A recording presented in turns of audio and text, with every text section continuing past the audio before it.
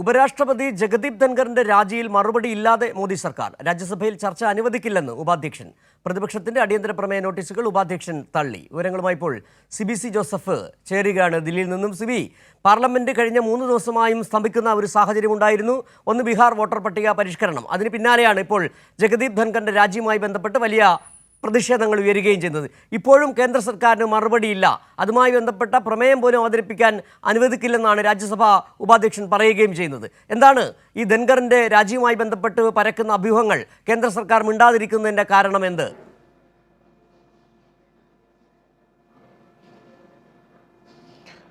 സിജു, ഉപരാഷ്ട്രപതി ജഗദീപ് ധൻഖറിന്റെ രാജിയെ തുടർന്ന് ആ രാജ്യത്തെ തുടർന്ന് നിരവധി കാര്യങ്ങളാണ് പുറത്തു വരുന്നത്. പക്ഷേ ഇതിൽ കൃത്യമായ ഒരു വിശദീകരണം നൽകാൻ കേന്ദ്ര സർക്കാർ ഇതുവരെയും തയ്യാറായിട്ടില്ല.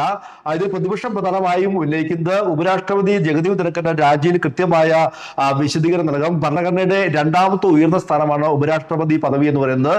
ഈ പദവിയുടെ അന്തസ്സ് കാത്തു സൂക്ഷിക്കണമെങ്കിൽ ഈ അഭ്യൂഹങ്ങൾ പൂർണ്ണമായും നീക്കണമെന്നൊരു ആവശ്യമാണ് ഉന്നയിക്കുന്നത്. അതുമായി ബന്ധപ്പെട്ടുകൊണ്ടാണ് ഇന്നിപ്പോൾ രാജ്യസഭയിൽ അടിയന്തര പ്രമേയ നോട്ടീസ് ഉൾപ്പെടെ പ്രതിപക്ഷം നൽകിയിരിക്കുന്നത്. പക്ഷേ ഇപ്പോഴും അതിന് കൃത്യമായ വിശദീകരണം നൽകാൻ തയ്യാറായില്ല എന്ന് മാത്രമല്ല, ഇപ്പോൾ രാജ്യസഭയുടെ ഉപാധ്യക്ഷനായ ഹരിവംശ നാരായണൻ അദ്ദേഹം വ്യക്തമാക്കിയത് ഈ ഒരു വിഷയത്തിൽ ഒരു ചർച്ച ചെയ്യാൻ കേന്ദ്ര സർക്കാർ തയ്യാറല്ല എന്നുള്ള കാര്യം അദ്ദേഹം ഇന്നിപ്പോൾ അറിയിക്കുകയായിരുന്നു.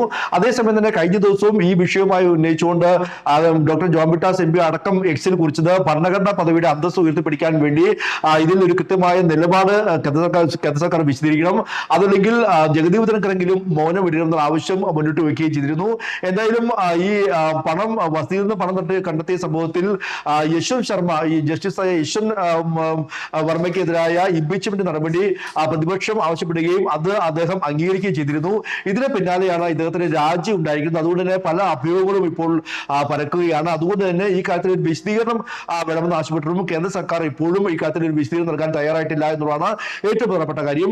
മറ്റൊന്ന്, ഇന്നിപ്പോൾ ബീഹാർ വോട്ടർ പട്ടിക പരിഷ്കരണവുമായി ബന്ധപ്പെട്ടുകൊണ്ട് ലോക്സഭയിലും രാജ്യസഭയിലും ഒരുപോലെ വലിയ പ്രതിഷേധം ഉണ്ടായി എന്നുള്ളതാണ്. ലോക്സഭ രാവിലെ തുടങ്ങിയപ്പോൾ തന്നെ അത് വലിയ പ്രതിഷേധം ഉണ്ടാവുകയും ചോദ്യോത്തര വേളയിലേക്ക് കടക്കാതെ തന്നെ ലോക്സഭ പിരിയുന്ന ഒരു സാഹചര്യം ഉണ്ടായി. ഉച്ചയ്ക്ക് 2 മണിക്ക് വരെയാണ് ലോക്സഭ പിരിഞ്ഞിരിക്കുന്നത്. രാജ്യസഭയിൽ അതേസമയം 6 എം പിമാർ കാലാവധി പൂർത്തിയാക്കി അവർ പണിയിറങ്ങുകയാണ്. അതിന്റെ ഭാഗമായി അവർക്ക് യാത്രയയപ്പും അവരെ ആശംസകളുമായി എല്ലാ എം പിമാരും സംസാരിച്ചിരുന്നു. അതിനുശേഷം ചോദ്യോത്തര വേളയ്ക്ക് കടന്നപ്പോഴാണ് അവിടെയും രാജ്യസഭയിലും ഈ വിഷയം ഉന്നയിക്കുകയും പിന്നീട് രാജ്യസഭയും 2 മണിവരെ നിർത്തിവെക്കുന്ന ഒരു സാഹചര്യം.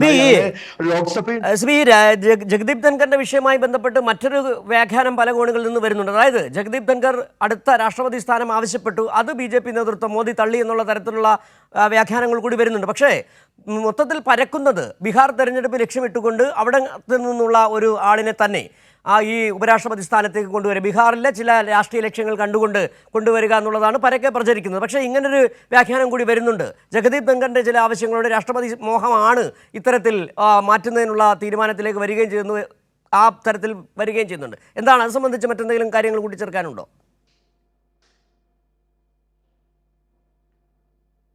സിജു, ഇത് എത്രത്തോളം വിശ്വാസം എടുക്കാൻ കഴിയുമെന്ന കാര്യത്തിൽ സംശയമുണ്ട്. കാരണം നമുക്കറിയാം, എല്ലാ ഭരണഘടനാ സംവിധാനങ്ങളെയും തങ്ങളുടെ കീഴിൽ വരുത്തുന്ന ഒരു സമീപനമാണ് ഇത്തരത്തിൽ കേന്ദ്ര സർക്കാർ നേരത്തെ മുതൽ തന്നെ സ്വീകരിക്കുന്നത്. അത് മുഖ്യ തെരഞ്ഞെടുപ്പ് കമ്മീഷന്റെ രാജി പോലും നമുക്കറിയാം ഒരു അർദ്ധരാത്രി കൊണ്ട് തന്നെ മുഖ്യ തെരഞ്ഞെടുപ്പ് കമ്മീഷണർ പോലും രാജിവെച്ച് പോകുന്ന ഒരു സാഹചര്യം നമ്മുടെ രാജ്യത്ത് കണ്ടാണ്. അതുകൊണ്ട് തന്നെ ഇതിൽ ഏറ്റവും ഒടുവിലായി വരുന്നത് ഇത്തരത്തിൽ രാഷ്ട്രപതി സ്ഥാനം അടക്കം അദ്ദേഹം ചോദിച്ചു. അദ്ദേഹത്തിന്റെ രാഷ്ട്രപതിക്കും അതോടൊപ്പം തന്നെ പ്രധാനമന്ത്രിക്കും ഒപ്പം തന്നെ തന്റെയും ചിത്രങ്ങൾ കേന്ദ്ര സർക്കാർ സ്ഥാനങ്ങളിൽ വെക്കണമെന്ന് അദ്ദേഹം ആവശ്യപ്പെട്ടു. അദ്ദേഹം കൂടുതൽ ആഡംബര വാഹനങ്ങൾ ആവശ്യപ്പെട്ടു എന്നൊക്കെ അദ്ദേഹത്തിന്റെ ആ രീതിയുമായി ബന്ധപ്പെട്ടുകൊണ്ട് എല്ലാം തന്നെയും ചില കാര്യങ്ങൾ അദ്ദേഹം ഉന്നയിച്ചു എന്നൊക്കെ വാർത്ത വരുമ്പോഴും ഇതിൽ ഏറ്റവും പ്രധാനമായി നിൽക്കുന്നത് ഇതിൽ ഈ യശ്വന്ത് വർമ്മയുടെ ഇംപീച്ച്മെന്റ് നടപടിയുമായി ബന്ധപ്പെട്ടുകൊണ്ട് കേന്ദ്ര സർക്കാർ, അതായത് ഇതിൽ കേന്ദ്ര സർക്കാരോട് കൂടി ആലോചിക്കാതെ പ്രതിപക്ഷം നൽകിയ ഈ ഇംപീച്ച്മെന്റ് പ്രമേയം അദ്ദേഹം അംഗീകരിക്കുകയും അത് പിന്നീട് പരിഗണിക്കാമെന്ന് പറയുകയും ചെയ്തിരുന്നു. അതാണ് ഏറെ ചൊടിപ്പിച്ചെന്നുള്ളതാണ്. അതായത് പ്രത്യേകിച്ച് BJP സർക്കാരിന്റെയും RSS ഏതായാലും